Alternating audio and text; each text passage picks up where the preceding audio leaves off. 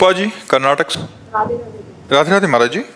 गुरुदेव, आप कहते हैं कि जब किसी व्यक्ति को भगवत प्राप्ति हो जाए तो उसे दोबारा जन्म नहीं लेना पड़ता। मेरा प्रश्न है कि भगवत प्राप्त जो महापुरुष है उसकी आगे की स्थिति क्या होती है? भगवान की सेवा करता है या क्या होता है आगे? वो भाव होते हैं ना, उसके अनुसार उसकी स्थिति होती है। जैसे दास्य भाव, सख्य भाव, वात्सल्य भाव, गोपी भाव, सहचरी भाव, वो जिस भाव से भावित होकर सिद्ध हुआ है वो उसी भाव को प्राप्त होकर अपने प्रभु की सेवा में रहता है।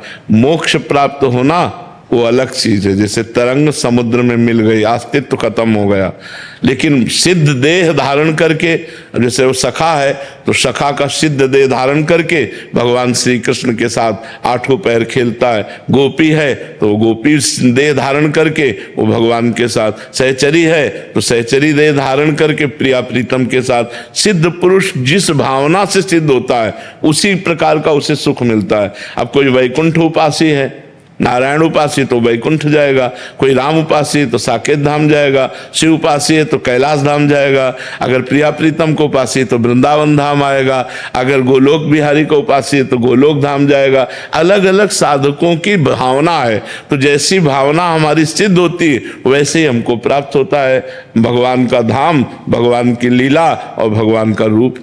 महाराज श्री, संसार में ऐसा बोला जाता है कि संत या बाबा बनना तो बहुत आसान है, असली जीवन तो जिम्मेदारी और ग्रस्त जीवन हम कह रहे हैं संत और बाबा बनना बहुत कठिन है। बड़ी लंबी सांस लेके बोल रहे हैं। संत तो कोई भी बन सकता है। बन के दिखाओ, तुम्हें बहादुर समझे। हम तुम्हें संत के नियम बताते हैं, उसके अनुसार चलो, तुम्हें बहादुर माने। कोई हमें प्यार करने वाला नहीं, जितने प्यार करने वाले थे सबसे काट, माता पिता भाई बंधु परिवार सब। कोई मनोरंजन नहीं, किसी भी तरह का कोई मनोरंजन नहीं। हर समय मन को मारना, थोड़ी भी चूक हो जाए तो संसार थूक दे। साधु का जीवन जानते हो कितना कष्टमय जीवन होता है। अब तुमने केवल बाहरी देख लिया तो बोले बहुत मौज में है। 8-8 दिन भोजन नहीं मिला, 8-8 दिन भोजन नहीं मिला, बड़े कष्ट, लोग गालियां देते, बड़े कष्ट में जीवन व्यतीत होता है। ऐसे थोड़ा रह के देखो कि हम अगर गृहस्थ जीवन में रहते हैं तो जिम्मेदारियां भी होती हैं। तो तुम्हारे को तो 2-4 की जिम्मेदारी होगी, हमें तो हजारों की जिम्मेदारी है। बाबा जी का मतलब क्या समझते? तुम्हारे 2-4 घर परिवार के लोग होंगे, हमारे हजारों हैं।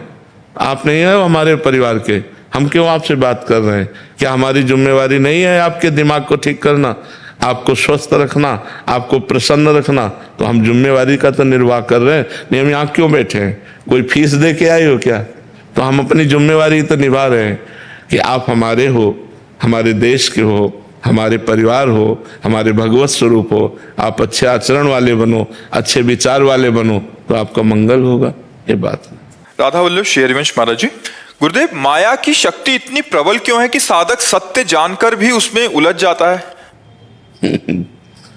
भगवान की है ना, भगवान अनंत शक्तिशाली है, तो भगवान की माया भी अनंत सामर्थ्यशाली है। मोह बस करे, जबरदस्ती मोह में डाल दे, उसी का नाम माया है।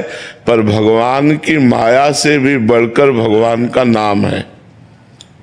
माया भगवान के अधीन है और भगवान नाम के अधीन है। जितना नाम जप करोगे उतना ही माया से मुक्त होते जाओगे।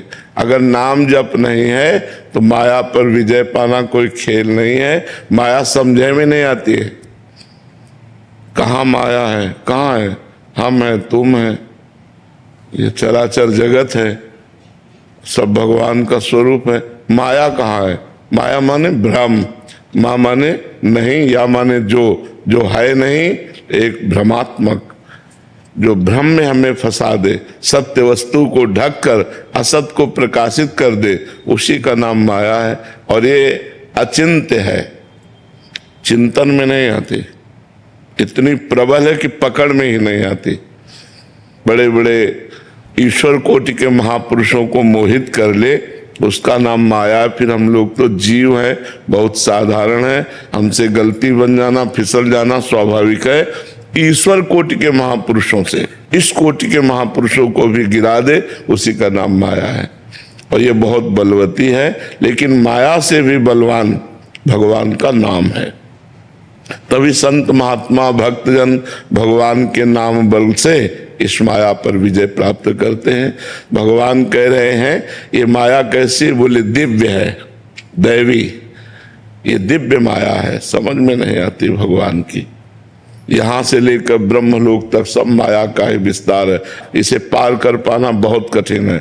महाराज उपाय क्या है, मेरी शरण में हो जाओ, इस माया से तुम तर जा सकते हो। एकमात्र उपाय है भगवान की शरण होकर नाम जप करो तो तुम माया से मुक्त हो सकते हो। अन्यथा चराचर जगत को यही फंसा के बार बार जन्म, बार बार मरण, नाना प्रकार की दुखमय योनियों में जाना, नाना प्रकार के दुखमय कर्म करके दुखमय विपत्ति में इस संसार में फंसे रहना, यही इसका काम है, फंसाना। और भगवान का नाम मुक्त करता है, इस माया से मुक्त कर देता है। इसलिए खूब नाम जप करो भगवान की शरणागति स्वीकार करके।